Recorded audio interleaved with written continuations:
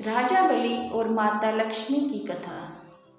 रक्षाबंधन की एक पौराणिक कथा भगवान विष्णु, देवी लक्ष्मी और राजा बलि से जुड़ी हुई है। असुरों का राजा बलि 100 यज्ञ पूर्ण कर अजय हो गया। धरती पर अपना साम्राज्य स्थापित कर वह स्वर्ग का सिंहासन प्राप्त करने की तैयारी करने लगा। यह ज्ञात होने पर देवराज इंद्र चिंतित हो गए और भगवान विष्णु की शरण में पहुंचे। इंद्र ने भगवान विष्णु से स्वर्ग का सिंहासन बचाने की प्रार्थना की। तब वामन अवतार धारण कर भगवान विष्णु राजा बलि के दरबार में गए और उनसे भिक्षा की याचना की। राजा बलि दानवीर था। उसने वामन अवतार भगवान विष्णु को वचन दिया कि वह भिक्षा में जो भी मांगेगा उसे प्रदान किया जाएगा।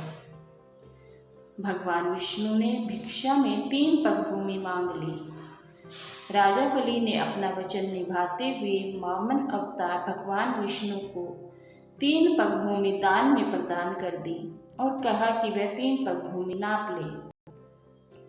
भगवान विष्णु ने पहले पग में पृथ्वी को नाप लिया और दूसरे पग में स्वर्ग को।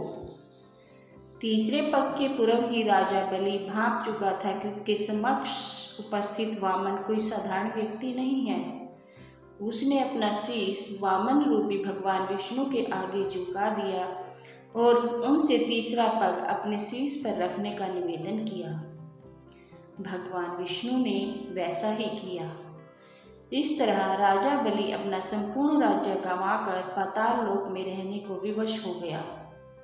पाताल लोक जाने के पूर्व राजा बलि की प्रार्थना पर भगवान विष्णु अपने वास्तविक रूप में आए।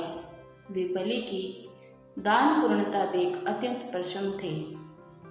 उन्होंने उससे वर मांगने को कहा।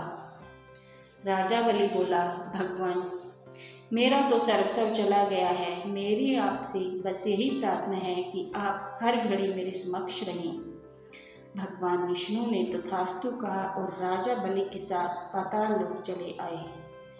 वैकुंठ में भगवान विष्णु की प्रतीक्षा कर रही देवी लक्ष्मी को जब यह सूचना मिली तो वे चिंतित हो उठी। उन्होंने नारद मुनि को बुलाकर मंत्रणा की और इस समस्या का तोड़ पूछा।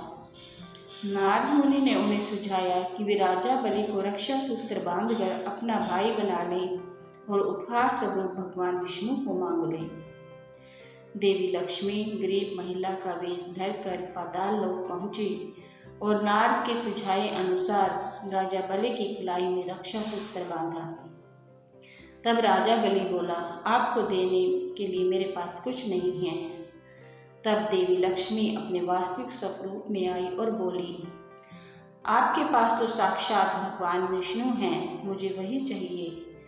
राजा बलि ने भगवान विष्णु को देवी लक्ष्मी के साथ जाने दिया। जाते जाते भगवान विष्णु ने राजा बलि से कहा कि वे हर साल 4 महापाताल लोक में निवास करेंगे। वे 4 महाचतुर्दशी कहलाती हैं और देव शयनी एकादशी से प्रारंभ होकर देव उठने एकादशी तक चलती हैं। जिस दिन देवी लक्ष्मी ने राजा बलि को रक्षा सूत्र बांधा था वह श्रावण मास की पूर्णिमा का दिन था। तब से वह दिन रक्षाबंधन के रूप में मनाया जाता है और उस दिन बहनें अपने भाइयों की कलाई पर रक्षा सूत्र राखी बांधती हैं और भाई बहनों की रक्षा का वचन देते हैं।